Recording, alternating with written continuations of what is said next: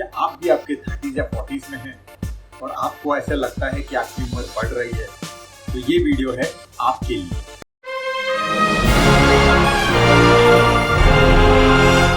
Ageing एक ऐसी चीज है जो हम कोई भी रोक नहीं सकता। हर एक को बूढ़ा आखिर में होना ही है। लेकिन इस वीडियो के एंड होते वक्त मैं चाहूंगा कि आप ये बात समझे कि ageing is just a number और आप डेफिनेटली अपनी लाइफ को आफ्टर 40 एक अच्छी सी उसे बूस्ट दे सकते हो। आप उसे वापस जी सकते हो एक हेल्दी तरीके से।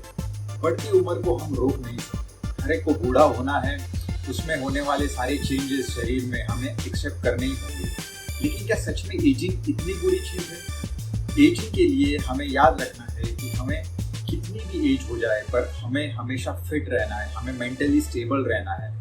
तो इन चीज़ों को हम बहुत सारे हद तक अवॉइड कर सकते हैं।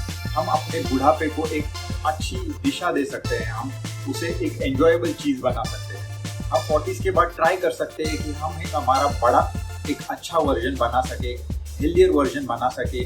हम हमारे बुढ़ापे को एक एंजॉयबल जर्नी बना सकते हैं और उसके लिए हमें ध्यान देना है कि हम हमारे शरीर को कितनी अच्छी तरह से फिट रखें, उसे हमेशा शेप में रखें, ताकि हम हमारे आने वाले वक्त को अच्छा बना सके और फिजिकली और मेंटली स्टेबल रह के हम हमेशा एक्टिव रह सकें, एनर्जेटिक रह सके। जस्ट एक नंबर होता है और फिटनेस के लिए कोई भी उम्र ज़्यादा नहीं होती। हम किसी भी एज में अपनी फिटनेस जर्नी शुरू कर सकते। और दरअसल ऐसे नहीं होता है कि हम बूढ़े होने की वजह से हमें बीमारियां होती है। हमें बीमारियां इसलिए होती है बुढ़ापे में क्योंकि हम हमारे एक सर्टेन एज के बाद में एक्सरसाइज करना छोड़ देते हैं, फिजिकल फिटनेस पे ध्यान नहीं देते।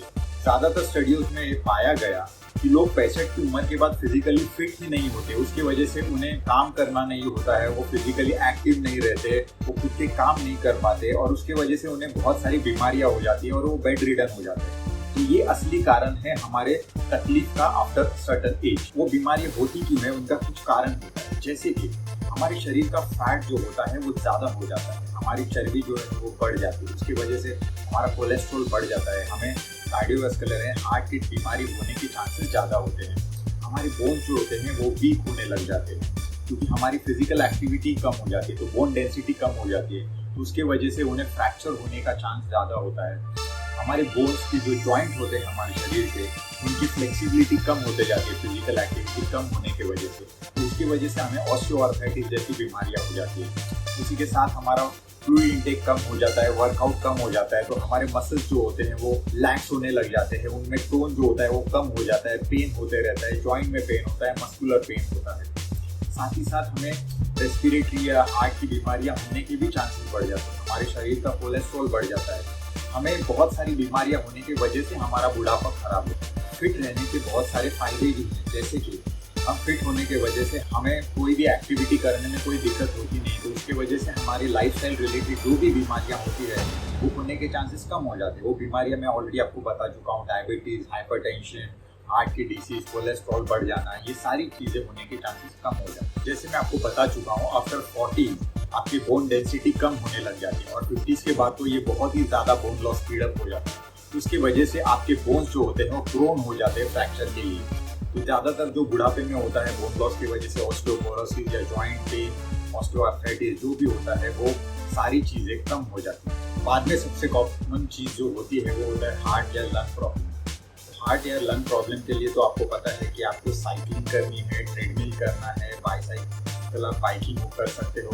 तो इन सारी चीज़ों की वजह से आपके जो कार्डियोवास्कुलर मसल्स जो होते हैं वो काफ़ी स्ट्रॉन्ग होते हैं, आपके जो ब्लड वेसल्स का टोन होता है वो काफ़ी अच्छा होता है। तो इसकी वजह से आपको ये सारी चीज़ें जो है हार्ट के सारे प्रॉब्लम या लंग्स के सारे प्रॉब्लम्स होने के चांसेस बहुत ही कम हो जाते हैं। जॉइंट्स का तो मैं आपको बता चुका हूँ कि हमारे जो जॉइंट्स होते हैं वो स्टिफनेस में चले जाते हैं एक उम्र के बाद।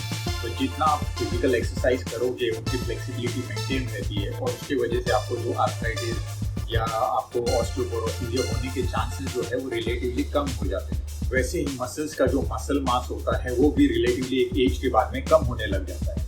ये कम होने का कारण आपका एज नहीं होता है, बल्कि आपकी जो फिजिकल एक्टिविटी कम हो गई है उसके वजह से आपके मसल मास कम हो जाते हैं। तो आपको फिजिकल एक्टिविटी करनी है जिससे आपका मसल मास मेंटेन रहेगा और फिर आप खुद के काम खुद कर पाओगे, आप चल पाओगे और हर फिजिकल एक्टिविटी आप कर पाओगे। आपको सारी चीज़ों के इससे बचने के लिए मेरे पास आपके लिए कुछ टिप्स है जो आप अगर फॉलो करेंगे तो डेफिनेटली आपकी एजिंग जो होगी वो हेल्दियर भी होगी, एंजॉयबल भी होगी और विद लॉट्स ऑफ फन होगी।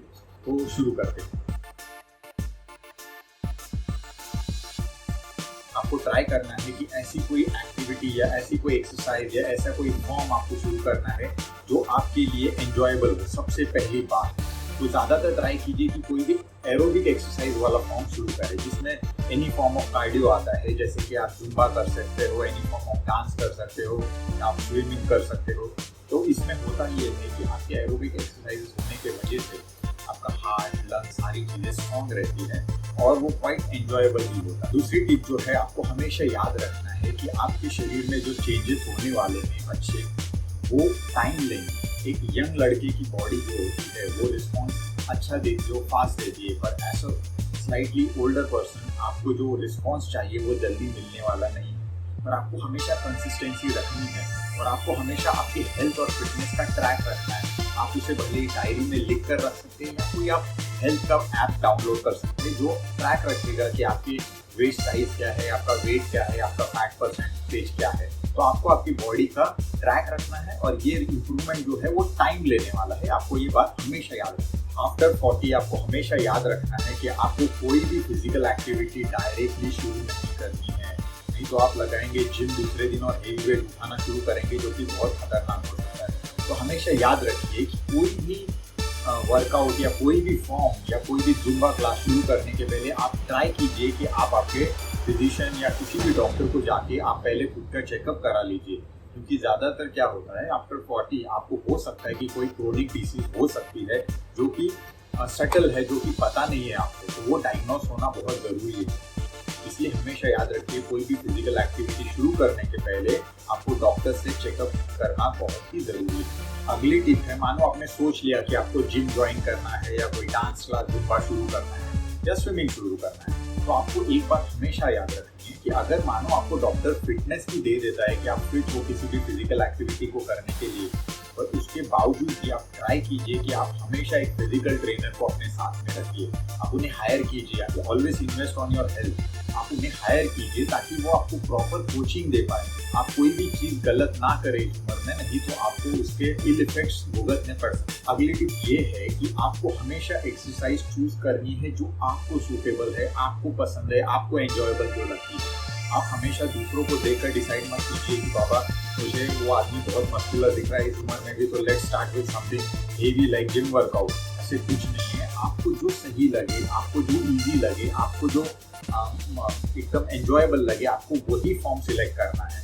आपको अगर जुम्बा पसंद है तो जुम्बा ही ज्वाइन कीजिए, ना कि आप किसी वर्कआउट के लिए जाए हेवी।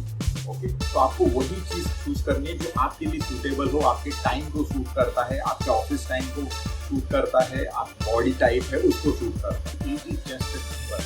इनफैक्ट ये एक अपॉर्चुनिटी होती है कि हम हमारे बेटर वर्जन को और बाहर ला सकते हैं आफ्टर द एज ऑफ 40। तो हमेशा फिजिकली एक्टिव रहिए, stay fit, stay fit. Bye bye.